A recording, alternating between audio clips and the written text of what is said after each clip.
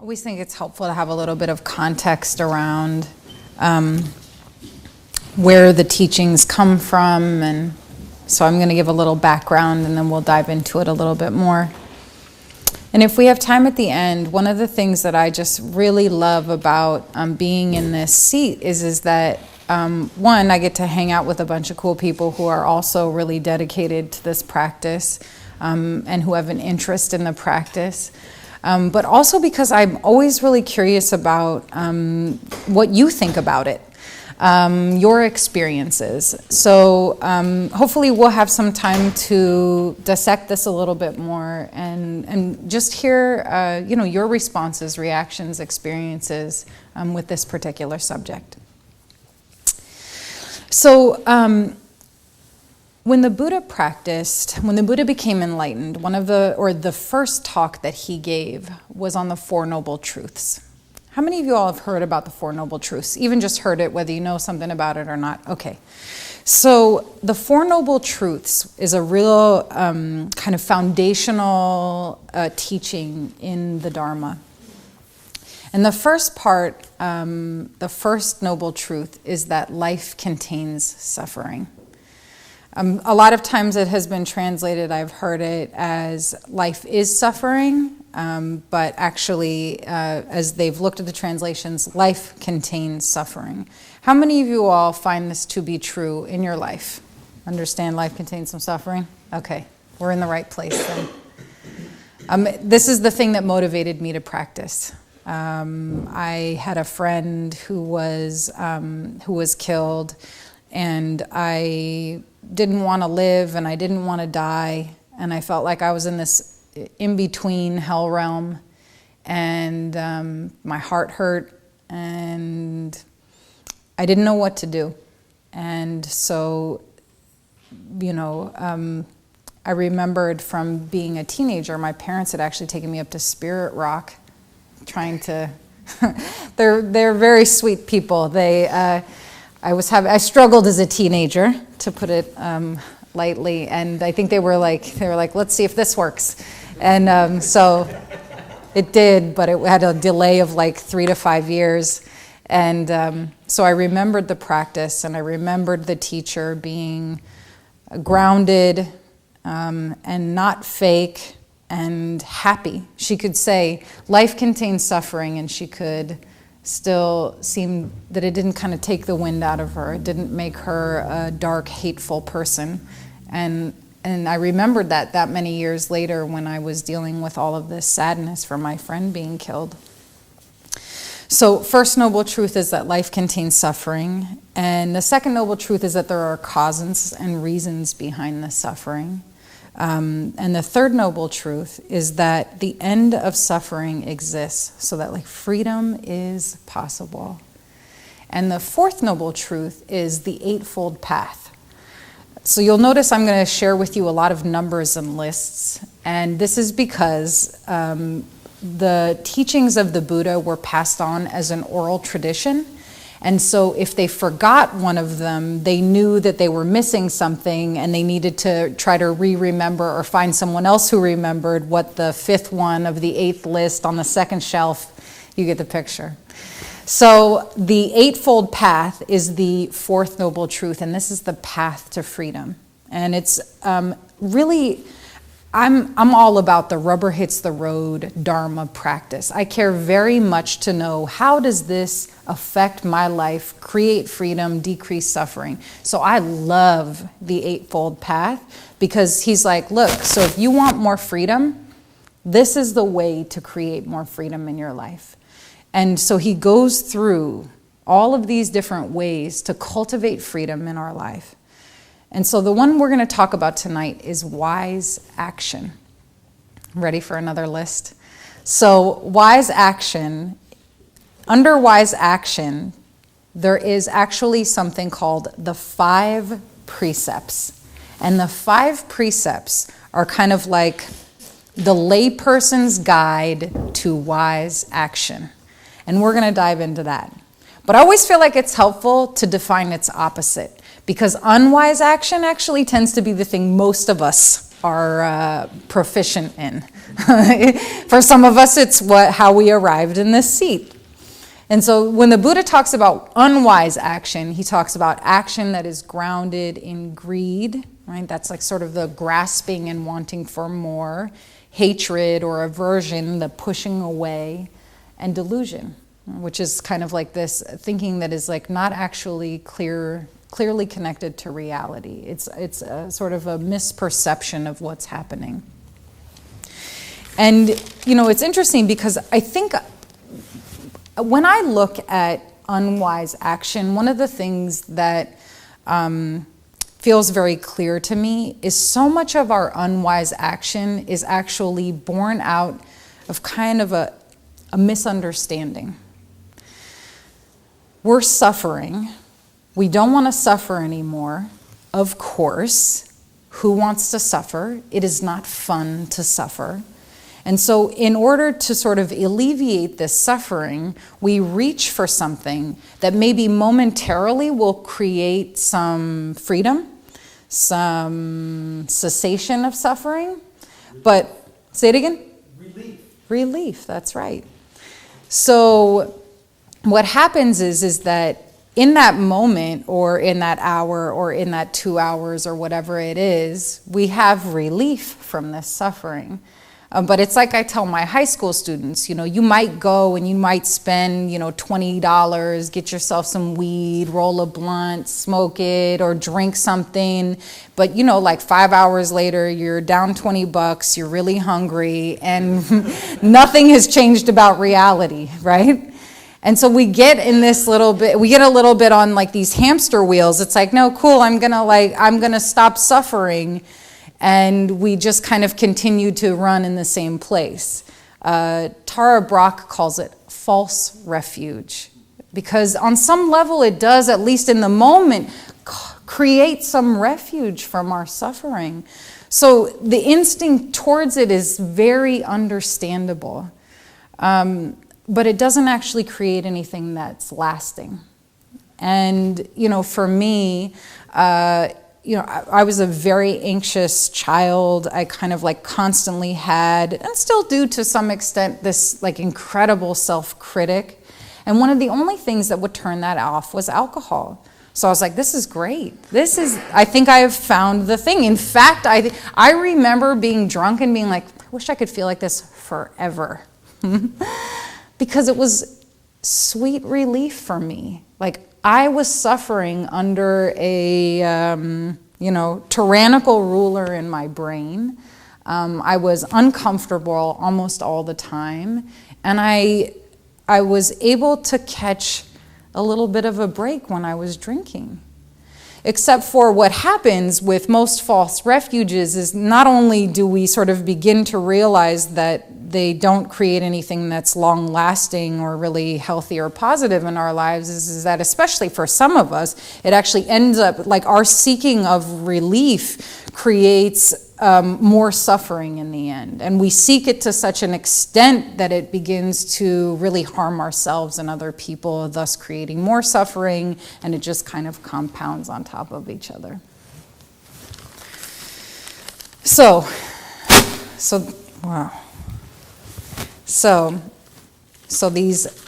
the Buddha lays out what wise action is, right? So most of us have studied well and unwise. So what is wise action? What are these things that the Buddha lays out? And so these 5 precepts, and I'll just say this. So we have 5 precepts. So lay practitioners have 5 precepts. Monks have 227 precepps. And nuns have 311 precepts. What's up with that? Unfair, for reals. But we only have 5, which is cool, because I feel like 311 would be a lot for a lay practitioner. Feels like we take it down to a bite size. So anyway.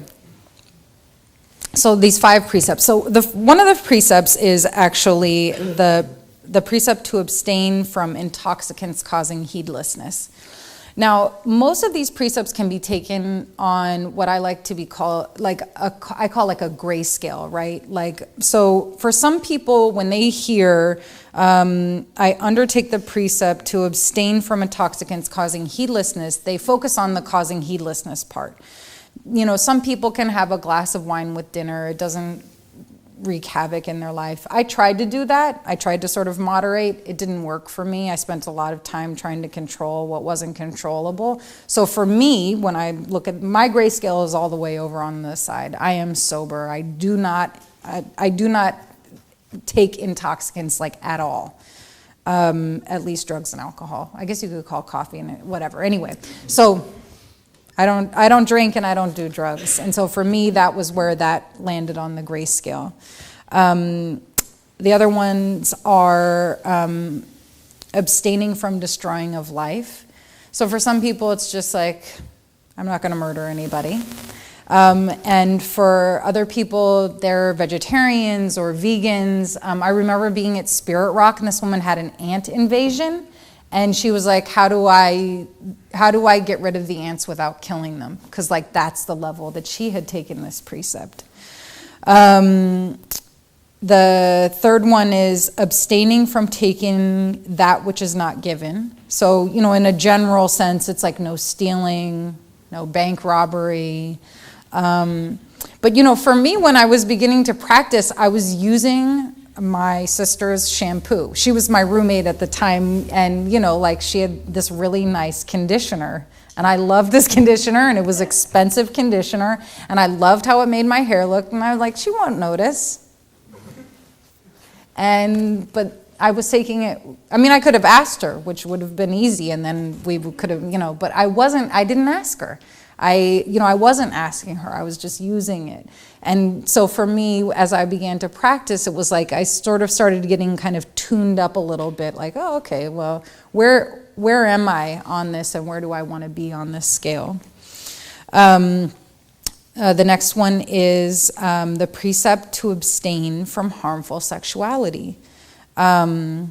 So one of the things that I appreciate about the Buddha Dharma is that it's not dogmatic around sexuality. And so he's like, yeah, you know, like have sex.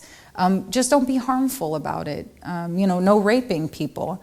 But as you go along further, it's like, how do you know, are you respecting relationships? Are you being in integrity in your relationship? And that's, you know, like whether you decide you want to be with 3 people or 1 person or 10 people, you know, are you your word with the people that you are in your relationships with? And not being harmful in those ways.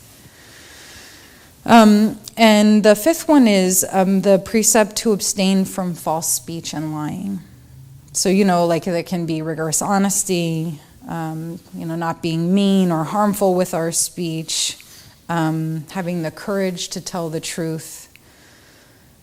And we can, you know, for me, as I've practiced, I feel like my awareness again is kind of tuned up. I start to see the places where like maybe I'm not telling like huge lies, but like those moments where I'm just like kind of like, it's not like totally true, it's like kind of mostly true. It's like, okay, like how can I put this so that I'm rigorously honest? You know, they say that these are all very connected with each other. That, you know, if you're not using intoxicants that are causing heedlessness, or if you are using intoxicants, it's much harder to sort of control your speech, meaning not lie or not be harsh in your speech. When we're under the influence, it may be harder to be aware, just period, harder to be aware, but then all these other ones, you know, all the other precepts kind of fall off. And in that way, they're very much placed there, each of the 5 very intentionally to support one another. We think about those precepts and, you know, even with me for a moment, imagining if just one of them was taken by everyone in the whole world, like, and how much of a decrease in suffering that would be for all of us, you know, our own sense of safety maybe, or knowing that someone would wouldn't tell us the truth, wouldn't lie to us, but would rather tell us the truth, would have integrity, and that everyone was practicing this. Or we could leave our doors unlocked, nobody would take something that wasn't offered.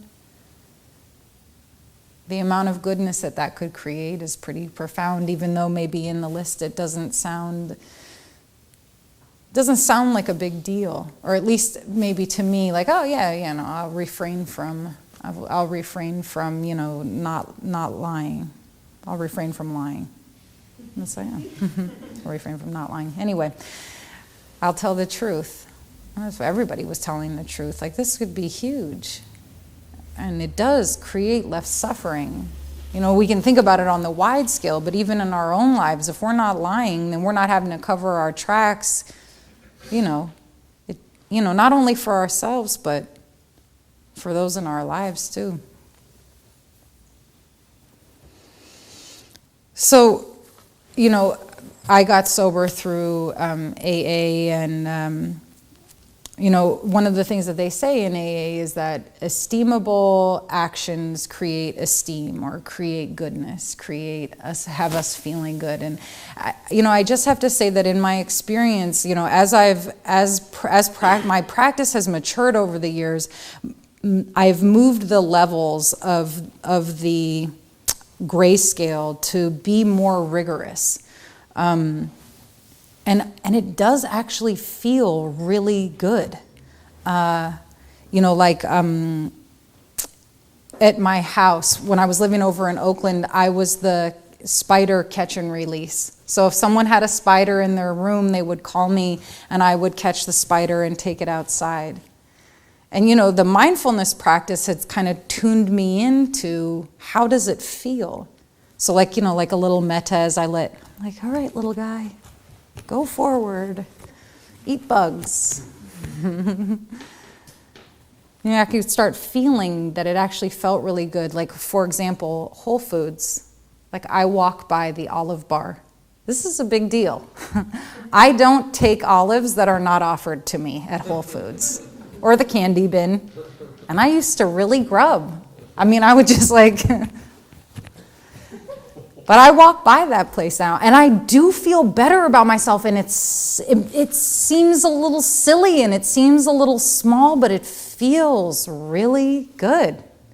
Or like sitting in the bridge traffic, it is very tempting to go in the carpool lane, but I don't do it anymore.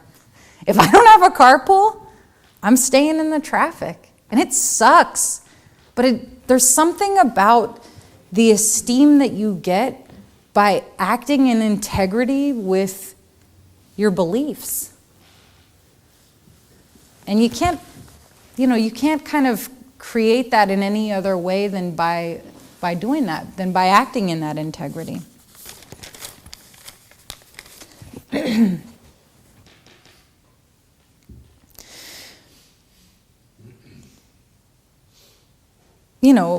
And the other thing is that this is a practice, right? So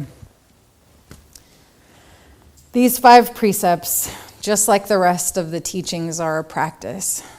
We aren't going to be perfect at them as we come out of the gates and, say, okay, so I'm going to take this on as a practice. And that's actually how I started doing these precepts. It was a New Year's resolution. I wrote them up on a piece of paper. I stuck them to my wall.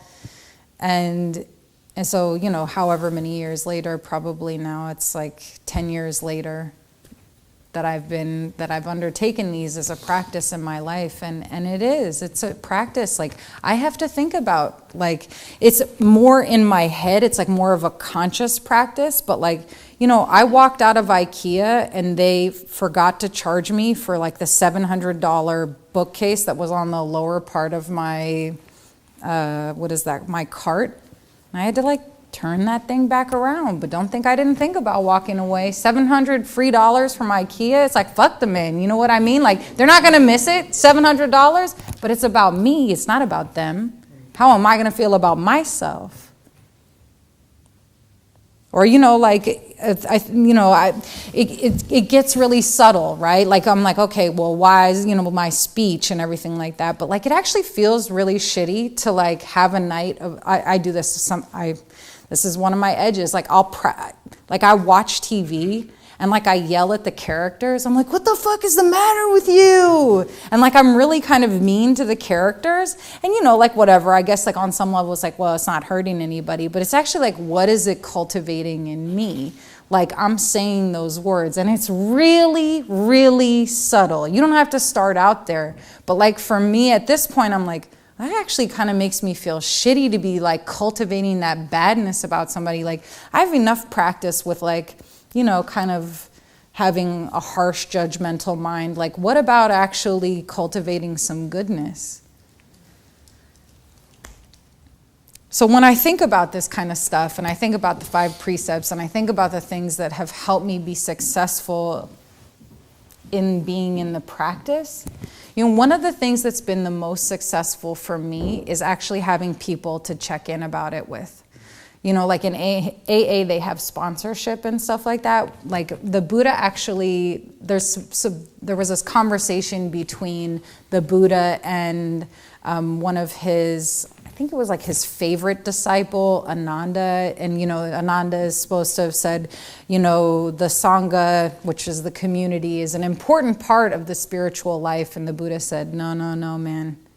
It is the entirety of the spiritual life. And I find that my Sangha, my community, is the thing that helps to keep me awake in this way. Like where they're like, maybe I would kind of like backslide, maybe start talking shit a little bit more. I actually have like a group called a Kalyanamita group, which is a spiritual friends group. And when we get together, we have sila check-ins. It's like a morality check-ins where we talk about like, so how's your sila? And like we get real. This is like a group of practitioners that have been practicing for a pretty long time. But like, we're talking about, a friend of mine was sharing that like, he was having problems with his boyfriend and so was starting to talk to other guys and like it was starting to kind of like, flirt a little bit and, oh, that's a sila check-in, right? I'm not respecting relationships. Maybe he's not being harmful, like, like where we're talking grayscale here, but we're talking about refining the art of being wise in our action, right? And so when we can start checking in about those kind of things, like, I am way less likely to step out of line if I know I'm going to have to tell somebody about it afterwards. And now I'm like, okay, well, I have this accountability in my life. And the other thing is that it keeps me awake because I actually truly intend and want to create more goodness. Like I want to decrease suffering in the world. I want myself and everyone to feel happier and more free. I don't want to be the cause of someone's hurt. And so in that way, the Sangha can be really helpful when we think about like, what are the supports for wise action?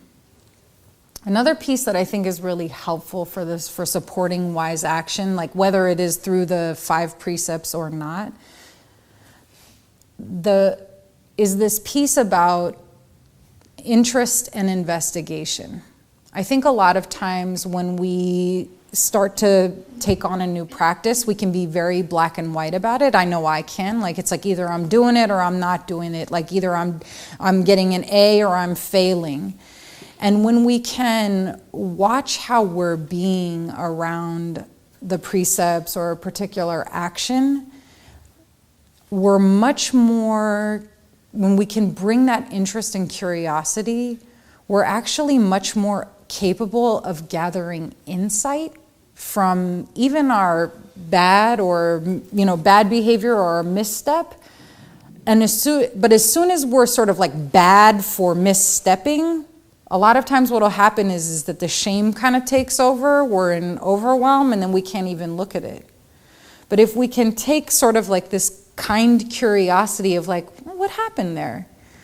One of my family's and my own favorite YouTube video is of this little Irish kid, and his mom, takes like her phone and she's like videotaping him, and she comes into the room and there's crayon all over their wall and closet. And she goes, honey, what happened here? And he goes, it was Batman.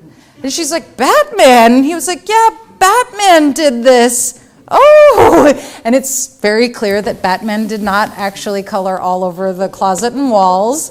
But I think the sweet thing is that when we can sort of see ourselves like, oh man, like I just like totally stepped out there. Like I just lied about that, or I just did something that I didn't feel very proud of. Like on some level, it's like, our hope to avoid punishment or shame or whatever.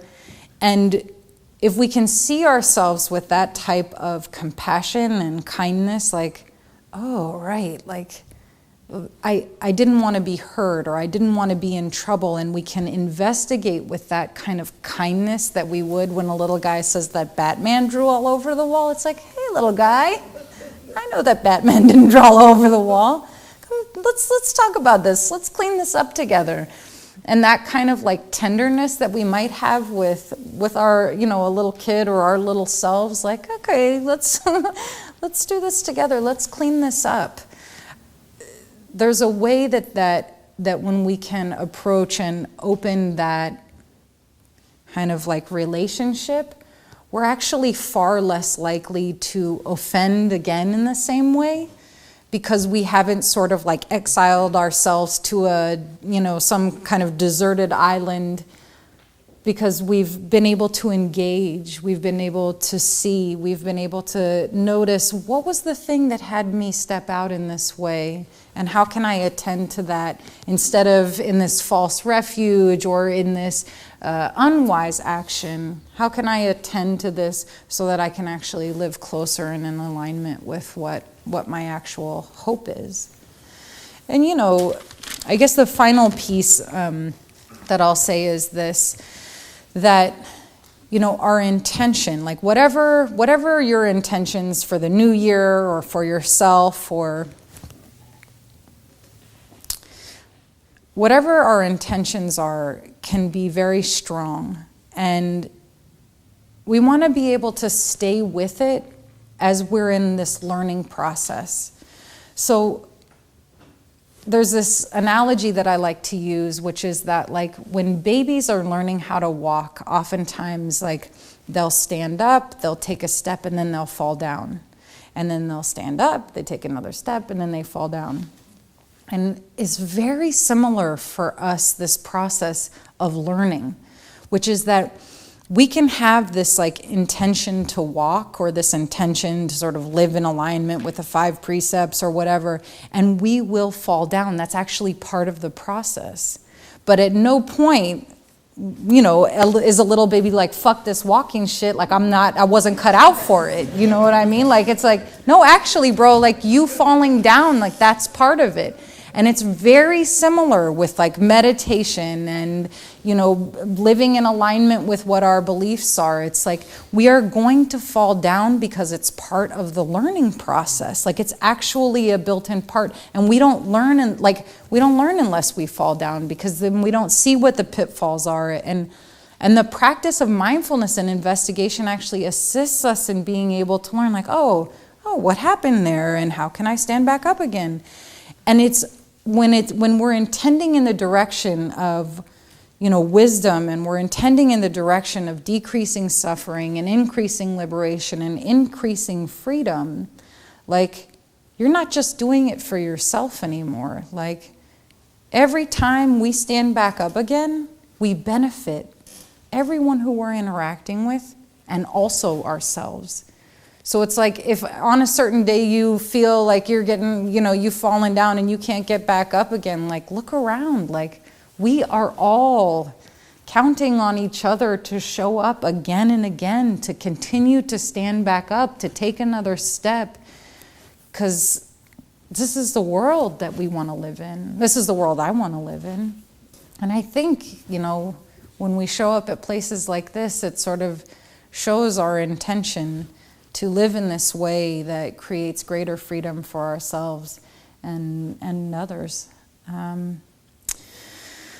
So yeah, that's what I have to say about wise action, and I'm really curious to hear from you all. What are your reflections, questions, experiences around this kind of stuff?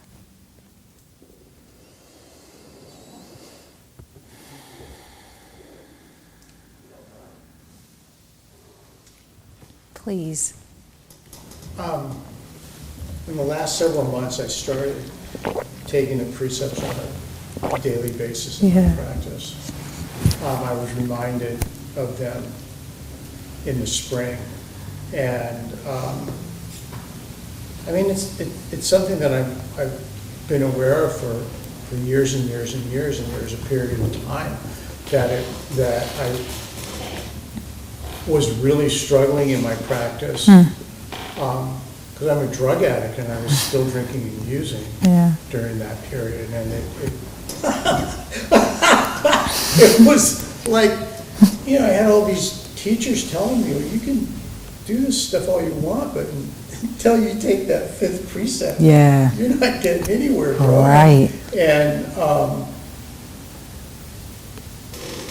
And it was really interesting this evening during the meditation, and you were encouraging us to come back and be here now, and be in the here and now, and be in the here and now, to be in the present moment.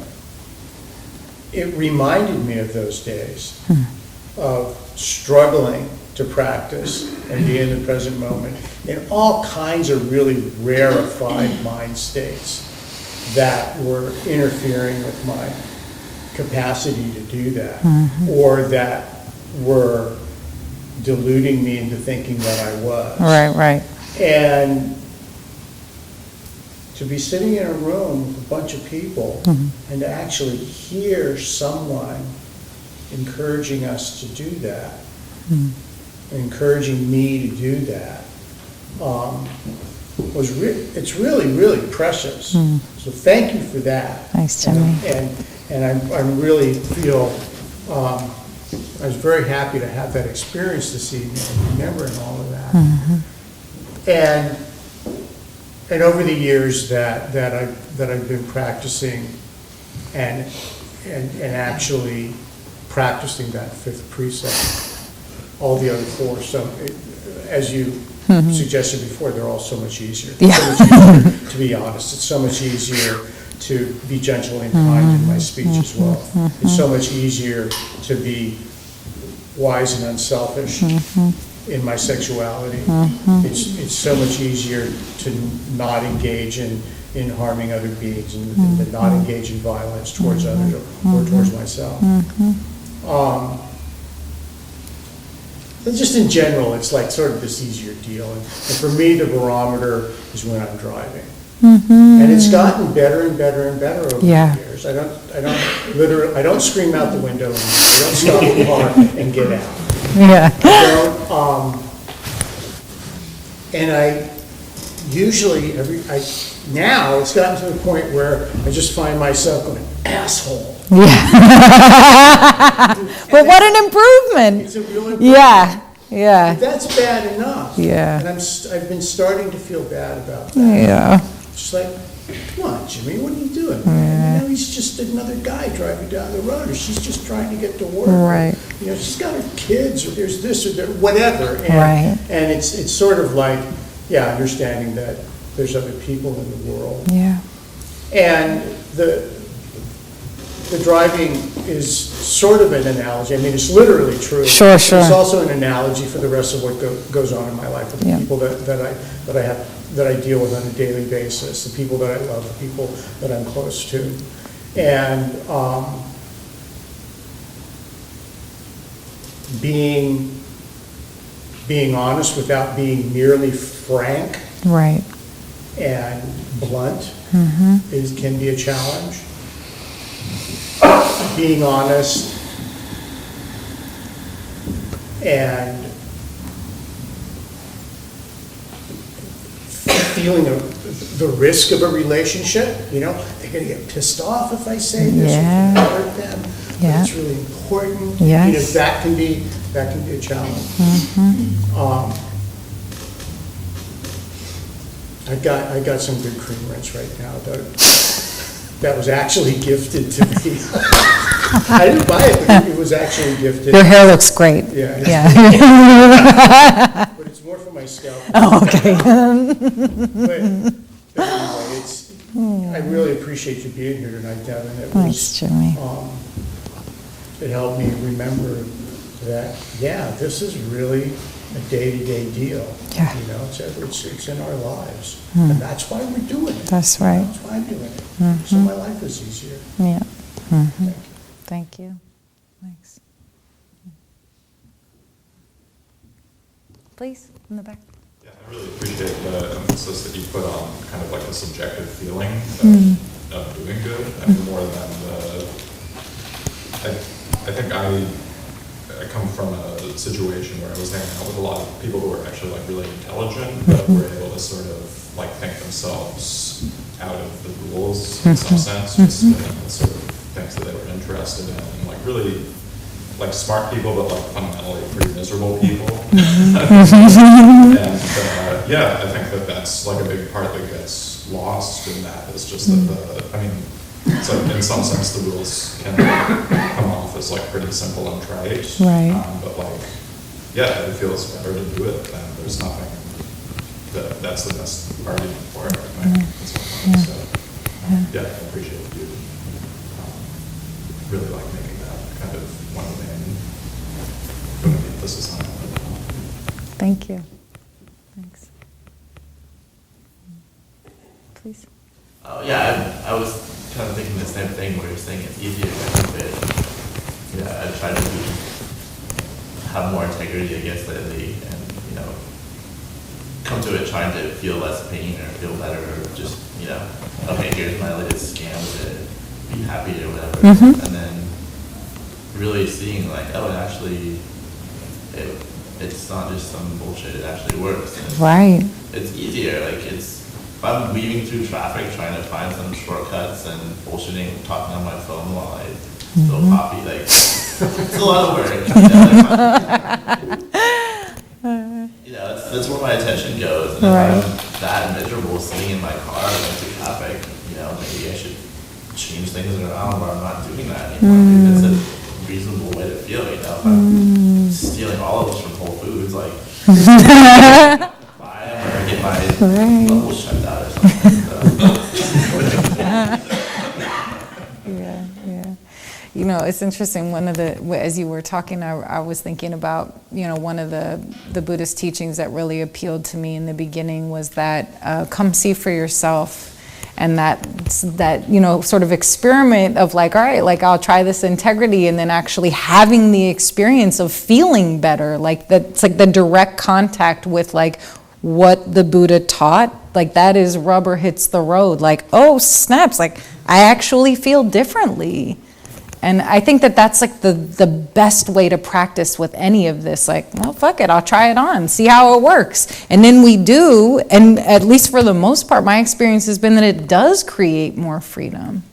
Yeah, thanks for sharing that. Yeah, please. I was thinking about writing, I guess it's like writing act right speech. And one of the ways that I was thinking about how it really manifests for me right now is, I think, looking at the larger political climate and how so almost unconsciously, it happens on both sides. So I might encounter somebody who has a very different belief system than I do, and I'll just feel that instant shutdown.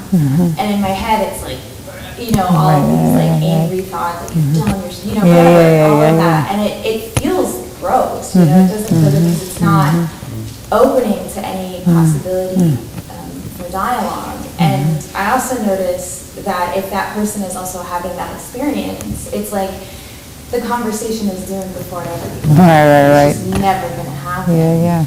And recognizing how difficult that is, because basically like one person has to stay open, and if somebody's kind of like spew, vitriol at you, it's really painful. Yeah.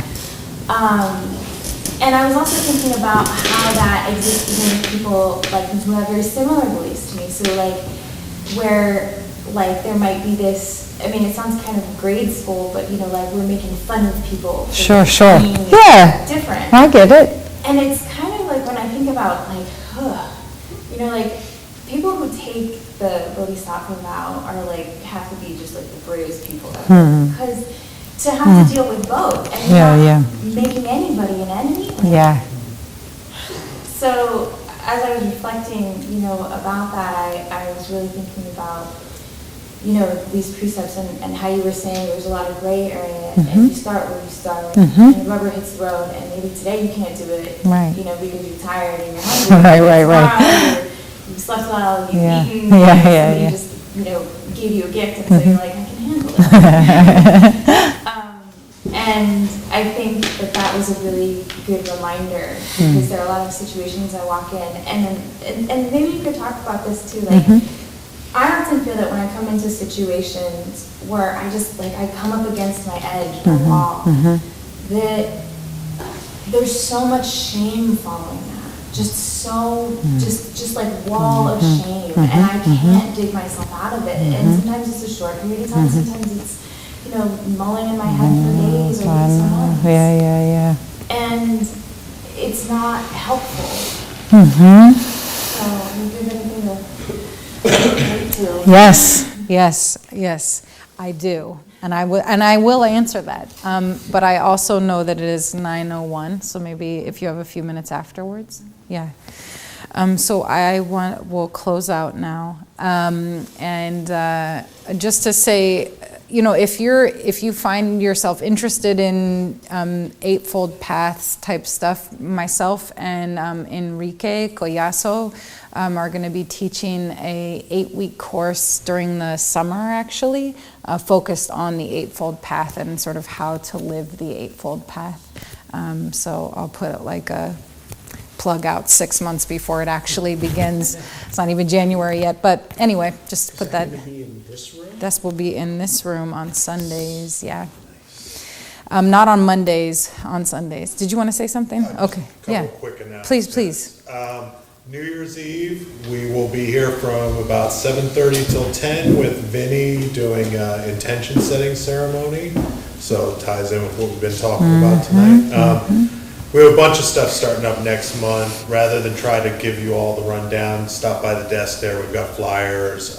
Sign up for the email newsletter if you haven't. It goes out once a week, tells you everything going on here. And lastly, we managed to keep the doors open, the lights on, and a teacher in front of us through your generosity. So anything you can give to keep us going, there's a basket on the desk on your way out. Thanks, Jason. So we'll close out by dedicating the merit. So taking a moment just to reflect on any goodness that you have felt, cultivated today while we were here. Any goodness, may any of this goodness be cultivated and offered to all beings everywhere. May we all be happy. May we feel safe inside and out. May we know peace and ease. May we find light in our darkness. And may we all be truly free.